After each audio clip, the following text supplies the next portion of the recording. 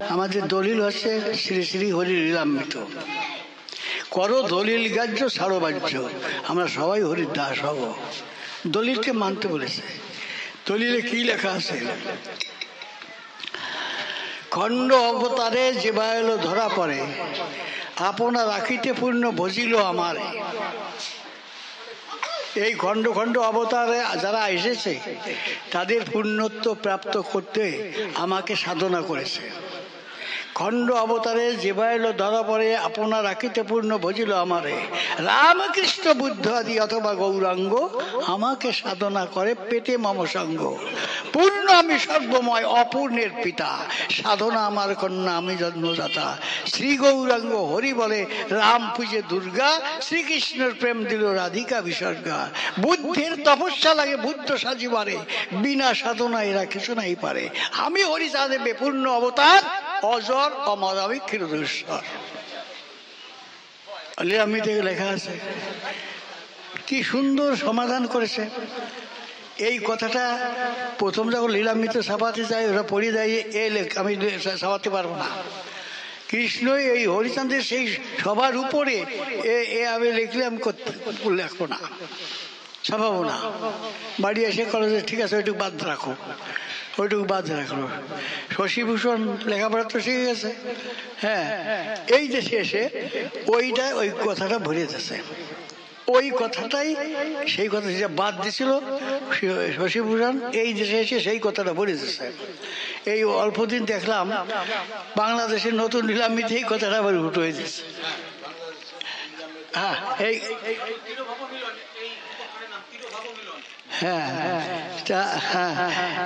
এই আছে ঘটনা। কেউ বলে, আবার কবিরা মশাই বলছে যে ও তো আগে লেখা ছিল না, ও পরে লিখে দিয়েছে। আগে লেখা ছিল, ছাপাতে দিল না, সেই ছাপাবার জন্য কাছে রাখিল। যে এই দেশে এসে ঘর বাড়ি করে এই দেশে এসে সেই প্রমথ ঠাকুর এইটাকে ছাপালো। আর এই হরিলীলামৃত এই গ্রন্থখানা কিভাবে লেখা সবাই জানে, কিভাবে লেখা সবাই জানে। আমরা কেউ কেউ বলছেন গুরুচাঁদ চরিত্রটাই তো সে বড়, সবচেয়ে বড়। লীলামৃত ভুলবার লেগেছে, বেশি লেখাপড়া জান না তাই। আচ্ছা, এই কথা বলি কি মানা যায়? তার কথা বেশি লেখাপড়া জান না। শোনো, হরি গুরুচাঁদ চরিত্র সুধা বইটা আছে। কর্তা মরে যাওয়ার পরে, তারকদাদা মরে যাওয়ার পরে অনেক দিন পরে গুরুচাঁদ ঠাকুর বলছে, ওরে আমার বাবার জীবনে তো তারক লিখলো, আমার জীবনে কে লিখবে? কেউ কথা কয় না। এখন বিচরণ পাগল, বাবা আমি লেখবো। আরে তুই তো লেখা জাননি, পড়া জাননি, তুই লিখবি? তুমি যদি লেখাও ঠাকুর, আমি তো তাই লিখতে পারি, তুমি না লেখালে তো আমি লিখতে পারি না। একেবারে কেঁদে পড়েছে ঠাকুর। তোমার ইচ্ছা হলে পরে কি না করতে পারে, সবই পারি ঠাকুর। নে তুই উপেন একটু সাথে রাখিস। উপেন পাগল, সেও তো ওরাকে দেবে। হ্যাঁ, একটা কলম দিলাম, এর সাথে রাখিস। সেই আছে বিচরণ পাগল। সেই বিচরণ পাগল কি লিখছে তারককর্তা সম্বন্ধে? তারকের জন্ম বিবরণ কি লিখেছে? তারকের বাবারা 7 ভাই, বাপ খুড়োরা 7 ভাই। 2 ভাই কলকাতায় চাকরি করে, পুলিশের চাকরি। ওরা আছে শিব ভক্ত, কালী ভক্ত, বুঝছো, কালী ভক্ত। এখন ওরা 2 ভাই বাড়ি যাবে বলে ওই কালীমারে সেবা দিতে আইছে। তাই একজনে ঘোড়ায় চুরি চুল সেবা দিচ্ছে, গায়ে ওই চুরির বাতাস লেগে গেছে, বাতাস লেগে গেছে। মা কালী কাছে কি সুন্দর বাতাস, ওরা চলে গেছে, পান্ডারে আদেশ দিয়েছে, পান্ডা ওই ছেলেটার কাছে চুল কাটিয়ে নিয়ে আসবি, ছেলের বলবি চুল দিতি, চামর বানায় ওই দিয়ে আমার বাতাস দিবি, আমার ফোরানটা একটু জুড়ইছে, যা। ওনার বাড়ি গেছে, যাবে, যাই কাছে এইরকম মা আমার তো আদেশ দিয়েছে তোমার চুল দেওয়ার জন্য। কি কক, চলো দিতেই কিরম আদেশ দিয়েছে। গেছে যে মা আমার চুল তুমি চাচ্ছ কেন? বলে বাবা, মা কথা বলছে শোনো, বাবা তোর চুলের বাতাসে আমার তাপি তঙ্গ জোড়াই গেছে, তাই আমি চাচ্ছি। বলে তা আমি দেবো না, নে দি বাবা, দি দি বাবা দি, না আমি দেবো না। হ্যাঁ, এই না করে চলে এসে দুই ভাই আর ওই নৌকায় যাতায়াত ছিল, নৌকা চড়াটে বসে আর কি না, চড়াটে না, নিচে বসে সাইডে বসে দাঁড় বেয়ে যাচ্ছে, মানে ওই বইটা বেয়ে যাচ্ছে বাড়ির দিকে, মাঝি মেলার বইটা নিয়ে যাচ্ছে, বাড়ি যাচ্ছে। তারপরে ওরা বেশ কিছু দূর গেছে, হঠাৎ মা এই চড়াটা এসে বইছে, বলছে বাবা রে দি চুলটা দি। বলছে ভাই শিখাইছে ভাই দিল না, চুল আবার গজাবে। বলে না আমি দেবো না, দিবি না। অনেকবার কইছে দিনে, মা চলে গেছে। সেই চলে গেছে, সেই ওর দাস্ত বমি কলেরা আরম্ভ হয়েছে। হ্যাঁ, দাস্ত বমি হচ্ছে, হয়েই যাচ্ছে। এখন কয়েকবার পায়খানা গেলি, তারপরে বল থাকে নাকি, ওর বাড়ির কাছ থেকে দাদা এখনো সময় আছে, পড়ানটা তো আছে, তুমি দেও তুমি তো বাড়িয়ে যেতে পারো না, তোমাকে এর আগেই তুমি মরে যাবা না। তারপর দেখি সত্যি অনুপায়, তা ফিরি নৌকা যখন যতই ফিরেছে ততই সুস্থ আসছে, ঘাটে যখন গেল সম্পূর্ণ সুস্থ হয়ে গেল। ইয়ে বলছে মা এই আমার চুল কাটো, চুল নাও, চুল কাটিয়ে নাও। তো মা বলছে বাবা তুই ফিরে আসছে, আমি খুব সন্তুষ্ট হয়েছি। ও সন্তুষ্ট তো বুঝি না, আমি চুল কাটিয়ে দিচ্ছি, ওই নাপিতটা চাই তো চুল কাটিয়ে মারে দিল। মা এই জন্য পাইছো তো, তোমার সন্তুষ্ট হয়েছ? মা কাছে দে বাবা, হ্যাঁ তা তুই কি চাস? তুই যা চাস তাই দেবো। বলে আমি কিছু চাই না। না কিছু চা বাবা, কিছু চা বাবা, কিছু চা। আচ্ছা ঠিক আছে। ওরা 7 ভাই, সন্তান সন্ততি কারো নাই। হচ্ছে কি আমরা তো 7 ভাই, আমাকে কোনো সন্তান সন্ততি নাই, তাই আমাকে সন্তান দেওয়াটা, তাই আমি যাবো। মা তোমার নেবো না। কেন? তুমি মেয়ে ছেলে, ওই বড় হলে বিয়ে দিয়েছিল আর একজনের বাড়ি, আমাকে উপকারটা কি হলো? তোমার আমরা নেবো না। মা বলছে দায় কি করা, দিতে চাইছি, যা চাবি তাই দেবো। যা, আমার স্বামী সেই যাবে তোর বাড়ি, তোর ঘরে সেই জন্ম নেবে। আমার কোন ঘরে জন্ম নেবে? বলছে আমার নামে রাজ্য অক্ষর যার, সেই ঘরে জন্ম নেবে। কাশীনাথ আছে ছোট ছেলে, ছোট ভাই কাশীনাথ, আদ্য অক্ষর কালী, ওর নাম কা, এই কাশীনাথ, ওই ঘরে আমি যাব। তারপরে তো ওরা বাড়ি গেল। বাড়ি যাওয়ার পর মানে এটা কেমন অবস্থা হয়ে পড়ছে, ভালো লাগছে না কোনোটা। কাশীনাথ একদিন কবি গান গাইয়ে আসে, দেখে মানে ওর স্ত্রী বসে থাকে, কখন স্বামী আসবে, আজকের বসা টসা নাই। কি ব্যাপার, কোথায় গেল? নিশ্চয় কিছু হয়েছে অঘটন। তো যে দেখে কি দরজা হাফঠালে চুপ করে বসে রয়েছে। কি হয়েছে তোমার? কথা কয় না। কি হয়েছে কি তা বলবা না? বলে এই কথা বলা যায় না। কি এমন কথা আছে স্বামীকে বলা যায় না?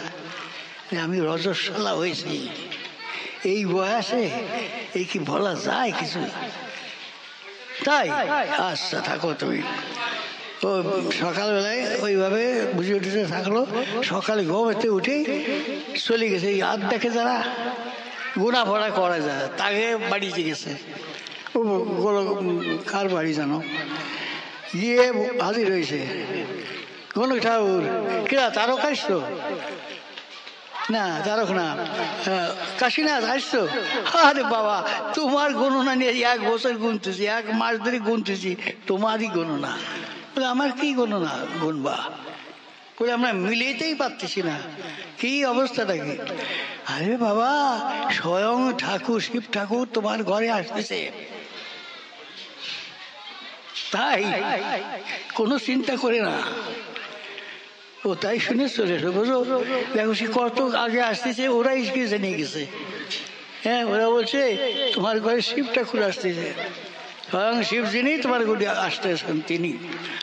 তখন আর কি ও বাড়ি আসলো, সে বলছে ভয় নাই, তোমার কোনো ভয় নাই, স্বয়ং মহাদেব তোমার ছেলে রূপে আসতেছে। ঠিক আছে, সেইভাবে সে সন্তান হলো। সেই সন্তানের নাম তারক, কি তো তারকচন্দ্র সরকার। ওরা সরকার মানে কবিগান গাত, সেই হিসেবে সরকার, কিন্তু ওই সেই মহাদেবী তারকচাঁদ। এই কর্তা যারা আছে তারা কয় যে লেখাপড়া জানে না, ভুলভাল লিখে তুইছে। যিনি ত্রিকালজ্ঞ শিব, সব কিছু যার অবগত আছে, সেই তো ত্রিকালজ্ঞ। কোন জায়গায় কি বাকি আছে? হ্যাঁ, ওই শিব যেটা গোনা ভরা অবাক হয়ে গেছে, তোর ঘরে শিবে ঠাকুর আসতেছে আর আমরা আমাদের মধ্যে আসতেছে, আমরা বুঝতে পারছি না, আমরা ভুল বলতেছি। ওটা বুঝতে পারিস? আমাদের দশা কি, আমরা হিন্দু নমশূদ্র, আমাদের ঘরে আসছে ঠাকুর, আমরা সেই বই মানতেছি না, মানতেছি যে এই উপকান মানে যারা লিখেছে আর একখান বই, সেই বই আছে গুরুচাঁদ চরিত্র। সে তো গুরুচাঁদের মৃত্যুর পরে লিখেছে, তাতে তো লেখা আছে খালি ভূমিকায় মতুয়া ধর্ম লেখা আছে। আমি গিয়ে পড়লাম কত পৃষ্ঠায়, 169 না কত পৃষ্ঠায় মতুয়া ধর্ম লেখা। তা কি দেই মতুয়া ধর্ম কিভাবে আসলো, কি হলো, সুস্মৃতি আছে, ওই যে কত নম্বর সেই জায়গায় নাম্বার টাম্বার নাই, হেডলাইনে আছে, কিন্তু কি কি ধর্ম কেন কোনো কিছু লেখা নাই। এটা মতুয়া ধর্ম কয় কি করে, যে ওনার নাম কি তো ছিল, নিত্যানন্দ হালদার।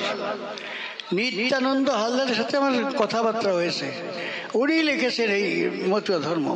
কতগুলো লোক নিয়ে কলকাতা যেয়ে মিটিং করে এই মতুয়া ধর্ম সব, হজরত মোহাম্মদ ধর্ম দিল, শ্রীকৃষ্ণ একটা দিল, এই বিভিন্ন সম্প্রদায়ের মানুষ একটা ধর্ম বলছে যে আমাকে ধর্মের নাম ওটা দিতে হবে, সেইটা কি মতুয়া ধর্ম না।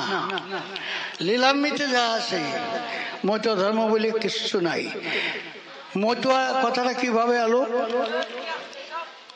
ওই সবাই মতু মতু বলে কীর্তন করে। একদিন ভক্তরা এই ঠাকুরকে বলছে, বাবা আমাকে মতু মতু বলে ঠিক করে মারে, টিটকারি মারে। আজ হইতে তারা মতুয়া হলি, মতুয়া সম্প্রদায় হলি, সম্প্রদায়টা ধর্ম নয়। এরা বুঝছে না, সম্প্রদায়টা তো ধর্ম নয়। রাধা মেয়ের সম্প্রদায়, রাধারানী সম্প্রদায়, গৌর রানী সম্প্রদায়, বিভিন্ন নাম করে সম্প্রদায়, সম্প্রদায়টা ধর্ম নয়। ধর্ম আছে, তারকচাঁদ লিখেছে, শাস্ত্র গ্রন্থ ভাগবত করি সারোদ্ধার, রচিল তারকচন্দ্র কবি সরকার। সমস্ত শাস্ত্রের মধ্যে দিয়ে বিচার বিবেচনা করে উনি লিখেছেন। কি লিখেছেন? গার্হস্থ্য প্রশস্ত ধর্ম, যার গার্হস্থ্য প্রশস্ত ধর্ম জীবে শিক্ষা দিতে হরিচাঁদ অবতীর্ণ আসি অবধিতে। এ শাস্ত্রের গ্রন্থ রয়েছে। কেন? ধর্ম কয়টা? গার্হস্থ্য না ব্রহ্মচর্য, গার্হস্থ, বানপ্রস্থ, সন্ন্যাস, এই তো লেখা আছে। এর এই চতুর্বিধ ধর্ম, চতুর্বিধ ধর্ম ব্রহ্মচর্য, গার্হস্থ, বানপ্রস্থ, সন্ন্যাস, এই চতুর্বিধ ধর্ম। এর মধ্যে তো মতুয়া ধর্ম আছে নাই। যে সমস্ত শাস্ত্রের সার অংশ শাস্ত্র মেনেই তিনি অবতীর্ণ হয়েছেন এবং গার্হস্থ প্রসাত্য ধর্ম জীবকে দিলেন। গার্হস্থ প্রসাত্য ধর্ম জীবে শিক্ষা দিতে হরিচাঁদ অবতীর্ণ আসিয়া বলিতে। এরা যদি না মানে, বড় বড় পণ্ডিত দ্বারা তারা এই সমস্ত মতুয়া ধর্ম বলে একেবারে আন্দোলন করিয়েছে তারা। আরে সর্বনাশ! ভগবানের সাথে যার দেখা হয়েছে ঠাকুরের কৃপায়, সেই তারক ক্রীড়া স্বয়ং শিব, সে কথা বললাম। ওই তোমার ওই নিত্যানন্দ হালদার, উনি এই ফট করে এই লিখে দিলেন। তা হবে কেন? মহানন্দ হালদার এই কথা লেখে নাই, নিত্যানন্দ হালদার দিয়েছে ঢুকাইয়া। সেইটি নিয়ে আন্দোলন হচ্ছে মতুয়া ধর্ম বলে, এইটা প্রচার হবে। অসম্ভব, কখনো হবে না। লীলামৃতে যা আছে তাই করতে হবে। লীলামৃত মানো, কেন মানো মানা? তার কথা লেখাপড়া জানতো না। ত্রিকালজ্ঞ, শিব মানে ত্রিকালজ্ঞ। স্বর্গ, মর্ত, পাতাল যেখানে যা আছে সব সে জানে, তারে কয় ত্রিকালজ্ঞ। সে এই তোমার সামান্য পুঁথি বিভিন্ন জন বিভিন্ন মত করছো, হ্যাঁ, তোমাকে মতের সাথে তাকে কথা হবে নাকি? এই স্বাধীনতা তোমাকে দিল ওরা বিচার করার জন্য। কর্তার বিচার করার শক্তি কে দিল? লেখাপড়া মোটে জান না। রামকৃষ্ণ পরমহংস তুমি লেখাপড়া মোটে জানতো না। বিবেকানন্দ নরেন, তার কাকা বললো যে তুই মানুষ তালাশ করে বেড়াচ্ছিস, ঈশ্বরদর্শী মানুষ, যা ওই কোন গ্রাম তো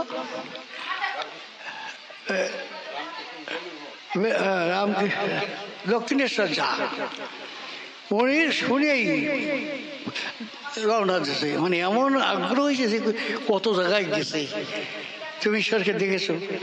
রবীন্দ্রনাথ অনেক জায়গায় গেছে। না না না, মুসলমানকে ধারে যাই বলছে তুমি আল্লাহরে দেখেছো? না। কত মনীষী সবার কাছে গেছে, না আমি দেখি নাই। তাহলে বলি ঈশ্বরকে যদি দেখা না যায় তো ঈশ্বর বলতে কিছু নাই। কিন্তু ওর কাকা বলছে ঈশ্বরদর্শী মানুষ আছে, সেই জায়গায় যা। নামটাকে দক্ষিণেশ্বর। তাই একেবারে যে অবস্থা ছিল সেই অবস্থায় আটতে লাগলো।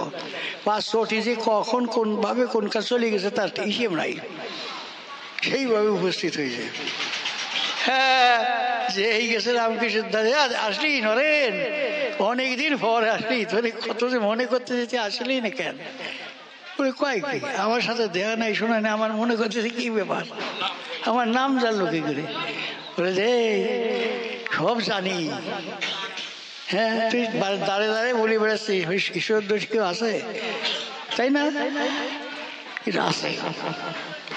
এই যখন বললে আছে, হ্যাঁ আমি তো দেখাতেও পারি ঈশ্বর। তখন ঠান্ডা হলো, থাক এখানে দেখাচ্ছি। কয়েকদিন থাকলো, যাই যা তুই মা ওই দেখছিস মার কাছে চাগিয়ে তুই যা চাবি তাই পাবে। এখন মার কাছে চাইয়ে মার দেখে ভক্তি জন্মে গেছে অন্তরে। হ্যাঁ, ঈশ্বর দর্শন করাবে। সে মার কাছে বলছে, মা আমি কিছু চাবো না, তোমার যা ইচ্ছে তাই আমার দেখাও। আমি কিছু চাওয়ার মতো আমার ক্ষমতা নেই, আমার বৈরাগ্য দাও, বিবেক দাও, বৈরাগ্য দাও, জ্ঞান দাও মা। এই চাইয়ে চলে আসলো। চাইছিস কি চাইছি? বলি এই আমি চাইছি না, তোর কলাম তো তোর গরিব মানুষ তোরা, আমি ওখানে গেলে আমি সব ভুলে যাই। হ্যাঁ, তারপরে এইভাবে চলতে থাকছে। একদিন বলছে এই তো পরীক্ষা দেবে, বিয়ে পরীক্ষা, তা পরীক্ষা দিতে হবে। কলি কি পরীক্ষা দেবো? আমি তো কিছু বই টই নাই, বই তো আনিয়ে তুইছিস, পড়বি না? বই নিয়ে আয়। তো সবগুলো বই নিয়ে আয়।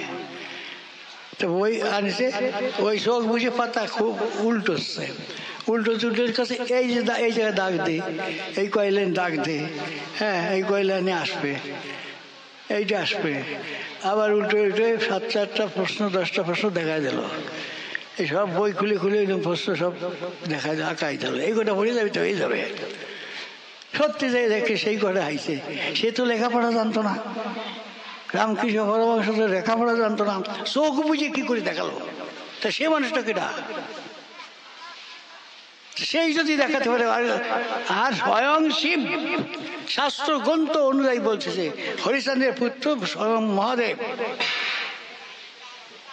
উনিও মহাদেব, গুরুচাঁদ ঠাকুর মহাদেব। কিরকম? উনিও মহাদেব। এই কয়জন রুদ্র, দ্বাদশ রুদ্র, দ্বাদশ মানে 12টা রুদ্র, তার শ্রেষ্ঠ রুদ্র গুরুচাঁদ, তারপর আছে তারকচাঁদ। এই কথা যা না মানে তার কলম মিথ্যা হবে। উনি লেখাপড়া জান না। তোমরা কি জানো লেখাপড়া? তুমি বলো যে এখন ওই জায়গায় কি ঘটছে, তোমার পিছনে কি আছে তাই বলতে পারো, তোমার দেহের পিছনে কি বলতে পারো, তাই পারো না। আর ওই কর্তার গোনা গুনতে পারো, এটা ঠিক না। সত্যি চরণধরি করিব না, ভুল পথে যাবেন না। মানব জন দুর্লভ, কত কষ্ট করে আমরা মানুষ হয়েছি, মানুষ হয়ে এখন ঠাকুরকে চিনতে পারতেছি। ঠাকুরকে চেনা মানে এই মানুষকে ভালোবাসা। ঠাকুর বলছেন যেই হরি ভজে ভকত সমাজে, যে পুজিয়ে ভকত পায়, বুঝিয়া ভজন করে যেই জন হরিপদ সেই পায়। কত সহজ ভজন দিয়েছে। যাগ যজ্ঞ হোম ব্রত আদি ব্রহ্মচর্য অনেক কিছু আছে আছে। ব্রহ্মচর্য যোগী ঋষি সন্ন্যাসী পরমহংস ব্রহ্মচারী এই রসনার অধিকারী এমনি পদ। এই মতুয়াদের এই পদের মতো যোগী ঋষি সন্ন্যাসী পরমহংস ব্রহ্মচারী না, এটা তাদের উপরে। লীলামিত মান না, লীলামিত ও শিক্ষিত মানুষ লেগেছে। তোমাকে শিক্ষিত মানুষ লেগেছে, ঘরেই থাকে, কেউ পড়ে না, পড়ে না কেউ, ঘরে থাকে। আর লীলামিত সাফাচ্ছে তো সেই সময়তে বিক্রি হয়েছে, আসছে বিক্রি হয়ে যাচ্ছে। কেন? হাজার হাজার লাখ লাখ কোটি কোটি ভক্ত হয়ে গেছে এখন। আর তোমরা একটা বাজে মন্তব্য করতেছ। এই জন্য চরণ ধরে করি মানা, এই যে লীলামিতের বিরোধিতা আপনারা করবেন না।